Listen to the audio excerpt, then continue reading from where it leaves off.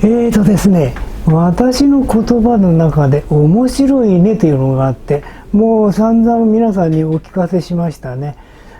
一番簡単なのは、例えば今コロナウイルスが流行ってて、これからどんな展開をするのかな。で、病気としての展開もあるでしょうし、健康法としての展開もあるでしょうし、経済とかね、世界各国がどのように協力していくかというような展開の仕方もあるということでね、皆さんいろいろ悩んでらっしゃると思うんですよ。で、これお話ししてます。私はね、こういったコロナウイルスが流行って、さあ大変って言ってね、ご意見を聞かれるわけ。福田先生、ご意見はと言うんですね。で、私、皆さんに一言パッと言うんです。面白いね。コロナウイルスが面白いねじゃないんですよね。さあ、私の出番が来たと。ねえ、江戸川慶史を65年もやってね、人間とは何かどう生きたらいいか、知ってる。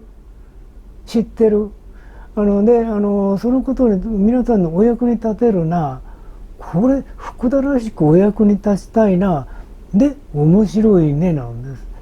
で、このことがとっても大事なのはね、皆さんね、頭で考えてね、じゃあ福田貴則これからどうするか、こうするか、ああするかって言って、自分で自分に考えるんですよ。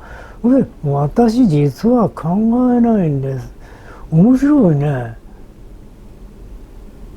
これで未来の私じゃない、未来の皆さんの将来をね、私はすごい受けでお役に立ってるんです。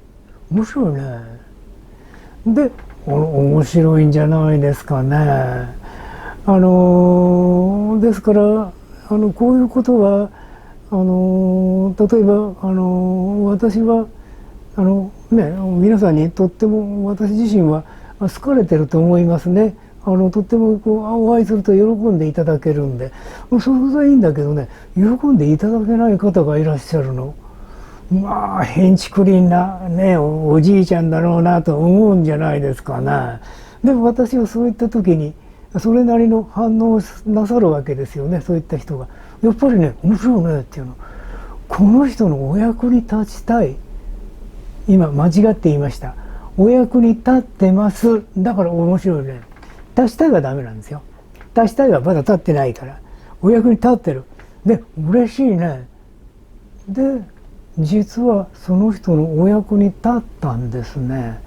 だからそのことについて私が嫌な感じを受けた、嫌な感じの人だと感じた、そのことはもう全部ご和算で願いましてはで、もうなくなっちゃった。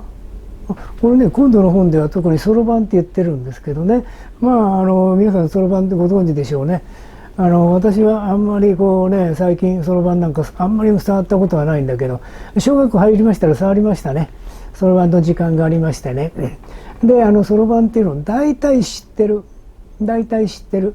それで、そろばんはね、うまくいかなかったらね、払っちゃえばいい。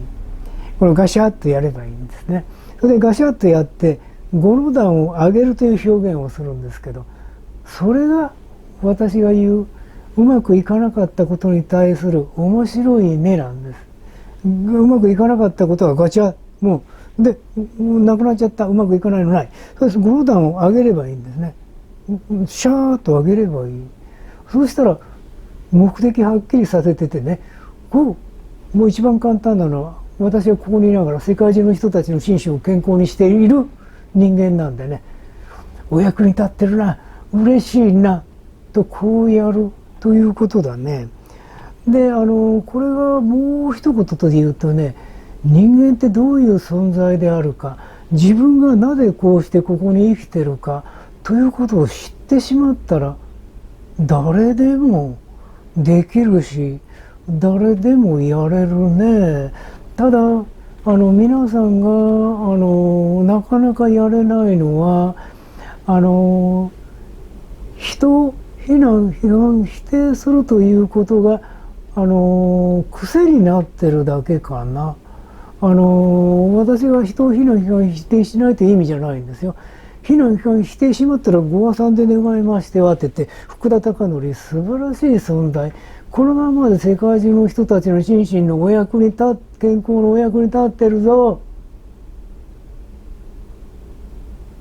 私の人生これだけども、だから皆さんが嫌なことがあったとしたら、で将来に対して例えばコロナウイルスこれからねどのような影響を私たちに与えるかで心配になったら、すぐガシャとやってね、はい、このままで私は多くの人々のお役に立ってますっていう、そしたらアイデア工夫が全部やってくるんですね。アイデア工夫チャンスと言いますね。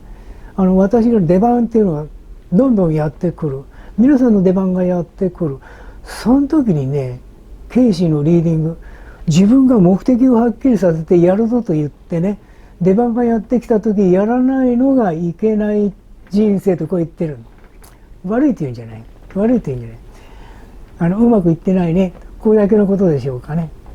ですから私は人のお役に立ってる人間なんでね、いつも自分っていうのを面白がって先を見るという人生を体験してるだけです。